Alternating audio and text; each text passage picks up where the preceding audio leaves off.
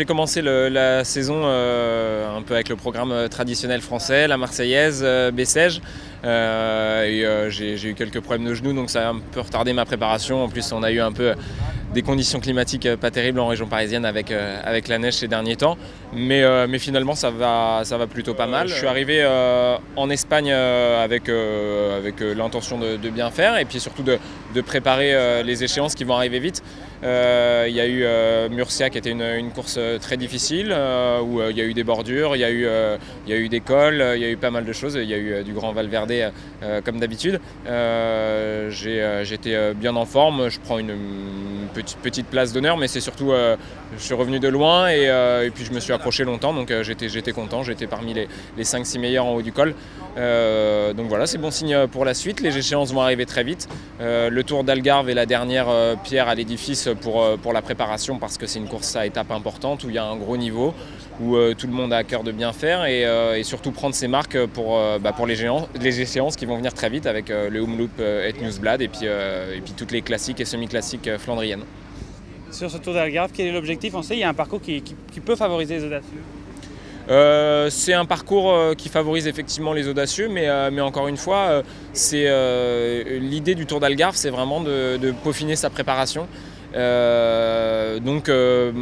Comme un peu à Murcia, essayer de s'accrocher, même si on sait qu'on n'a parfois aucune chance face à des coureurs comme Valverde ou Luis Leon Sanchez ou d'autres coureurs. L'idée, c'est vraiment de donner le maximum de soi-même, d'être satisfait et surtout de passer un palier et physique et psychologique en arrivant sur les classiques en se disant voilà, je suis capable de faire ça, et je suis arrivé au point d'orgue de ma saison dans un mois, quoi.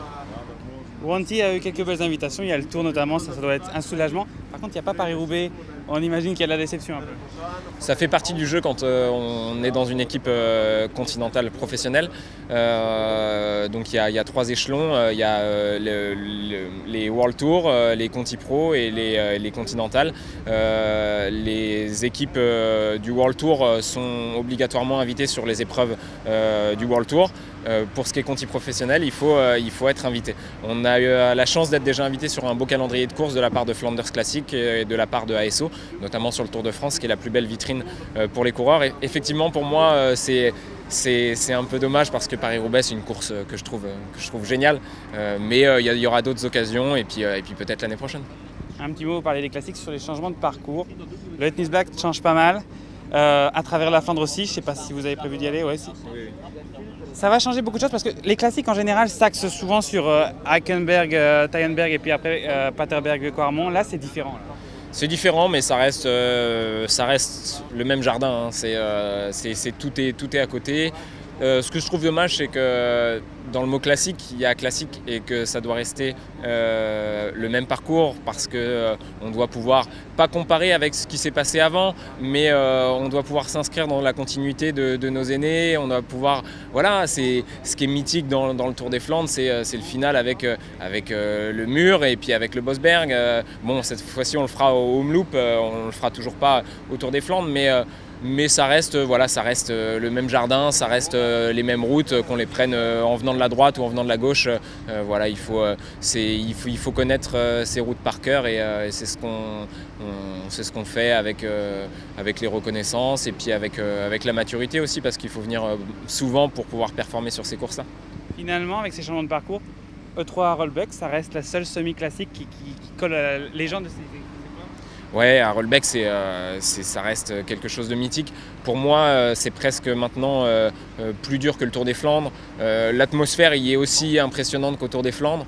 Et c'est vraiment une course très très dure, très physique, aussi bien mentalement que physiquement.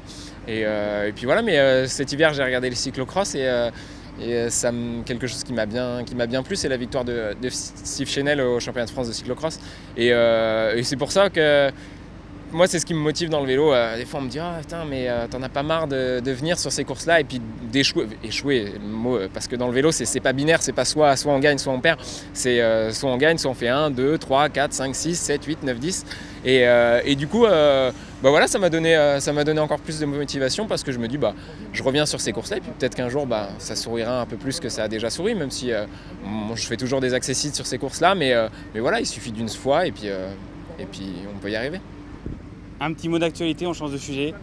On vous connaît pour vos prises de position. La semaine prochaine, Chris Froome va rentrer sur la Ruta del Sol. C'est une situation un peu compliquée. Qu'est-ce que vous en pensez ?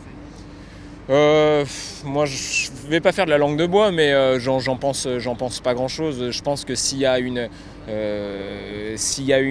infraction au règlement, il faut que les instances statuent sur son cas, que ça soit, il doit donner ses justifications, il doit s'expliquer, et puis après c'est aux instances dirigeantes de prendre justement des sanctions ou pas de sanctions, mais ça doit être cohérent par rapport à ce qui s'est fait par le passé.